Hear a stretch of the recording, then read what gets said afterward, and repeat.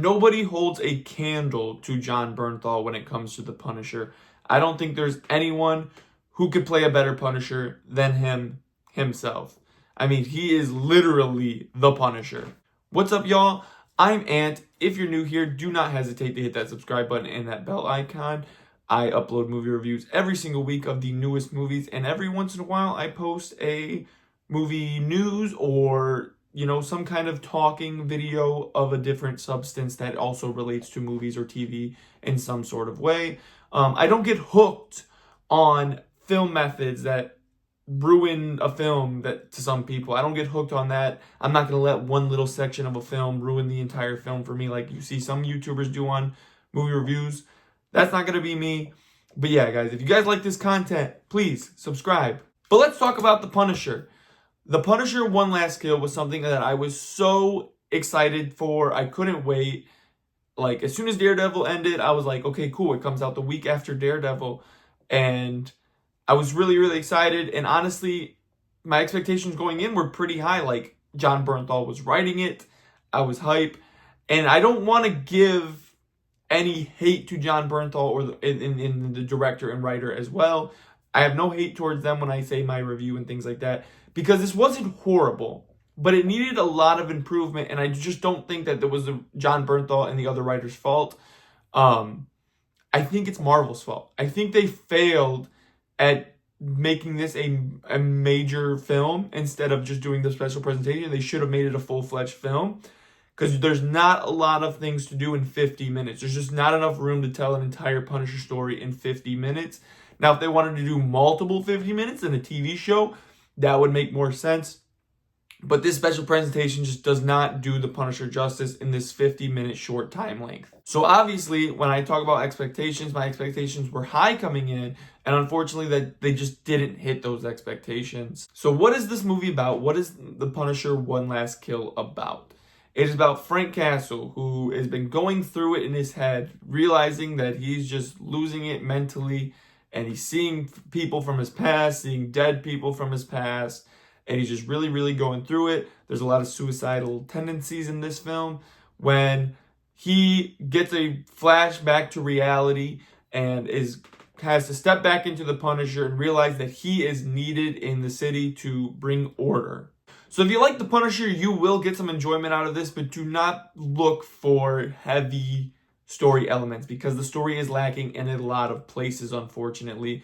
But if you like the violence of The Punisher, you like Jon Bernthal as The Punisher, you will get some enjoyment out of it, because I don't want to say I did not like it, because I did like this film. It was decent. There's just not enough time to create a fluid story, unfortunately.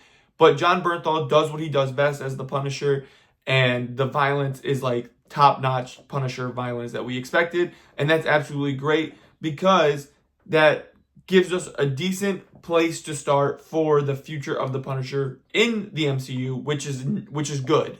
So I already touched on some of the pros, but let's talk about the pros. Obviously, Jon Bernthal is great in this. He's always been good as the Punisher. I don't think there's any other Punisher who has been better than Jon Bernthal. Like, the other Punisher actors were good, but Jon Bernthal is levels above them, unfortunately. Not even unfortunately. Fortunately, he's levels above them, and it's just a great experience to watch Jon Bernthal act as Frank Castle. All the other actors did great. Like, the actor who plays Curtis Hoyle in the Punisher series came back, and I just feel like they didn't do his character justice at all either, because they brought him back as like a flashback reality type thing in Frank's head, which is fine.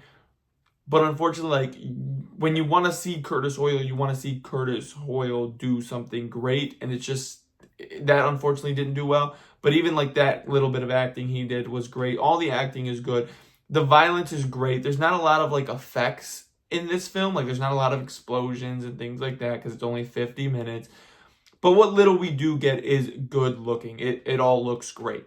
Now let's talk about some of the cons. Obviously, I said the story is lacking a lot of departments. There's not a lot of room for improvement in 50 minutes, especially when you're not getting anything after this. Unfortunately, I don't think we have anything coming up, especially for the Punisher in particular, until Spider-Man in July. And I just feel like it's just a bad decision by Marvel in itself.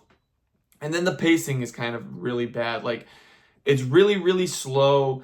And then when it like brings out the point where it's going to speed up, then just all of a sudden it clicks and it's just really, really quick for the last 10, 15 minutes. And then that's it. It's over. Like, you got to sit through a lot of dialogue and a lot of exposition before you even get to like the major meat and potatoes of the film. And then it just ends. So unfortunately, I just think that was I honestly just think this is on Marvel. Now, when it comes to did the cast have fun, I think Jon Bernthal always has a blast bringing Frank Castle to life. It's a different character for him where he's gritty, he's violent, he's kind of angry all the time. And I think that's a fun character to bring to life when you can do a lot of stuff with it. And especially when it comes to him writing this in particular, I think he got a lot of fun bringing something that he wrote particularly to life in itself. And I think that does bring a lot of fun to it. So I do something on the channel called Standout Moment of the Film. This is only 50 minutes, so I'm not going to give like a huge moment, but it is a big moment in the film. What is a standout moment? It is the moment of the film that brings the film to a way crazier place. It brings it to, you know, crazier than it already was. And the standout moment of this film is when Frank is on the street, kind of losing his mind again, seeing all the violence and the, you know, savagery around him of people attacking other people in shops and things like that. And he sees the woman that brought this upon the city, and he's got to make a decision whether he goes for her or he goes to save the shopkeeper with the little girl who he saw earlier in the shop. And obviously he goes for the shopkeeper and the little girl. And that scene in itself is like one of the, if not the best scene in this entire special presentation.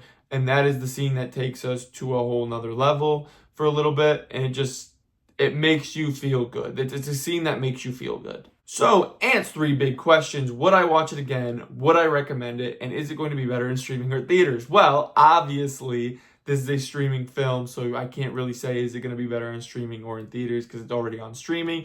And I feel like this is something that is beneficial from going on streaming. Now, if it was a major film, a full-fledged film, I would say I would love to see something of The Punisher in a theater element, but it's just a 50-minute thing.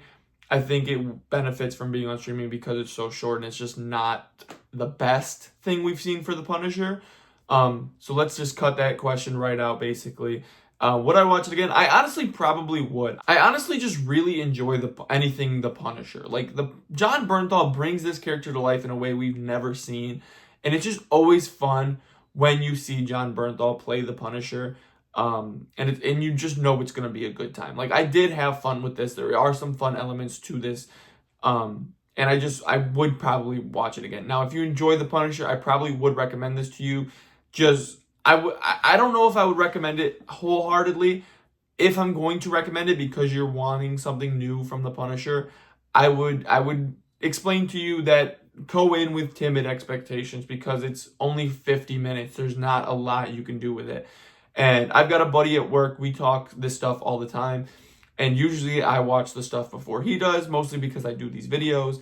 And when I talk to him probably tonight, I will tell him, like, hey, go in with timid expectations. It's 50 minutes. There's not a lot going on in there. There's not a lot you can do in 50 minutes. So with all of that being said, I gave this film a 3.5 out of 5. And that's just because I keep bringing up the time. I keep bringing it up. I've said it like 10 times. The 50 minutes aspect to this, it just does not do The Punisher justice. I really, really wish Marvel would have just made this a full-fledged film. I feel like we would have got so much more enjoyment out of it. And I feel like the reason they didn't is because he's going to be in Spider-Man. And hopefully he does some really, really, really good things in that because I'm so excited for that film.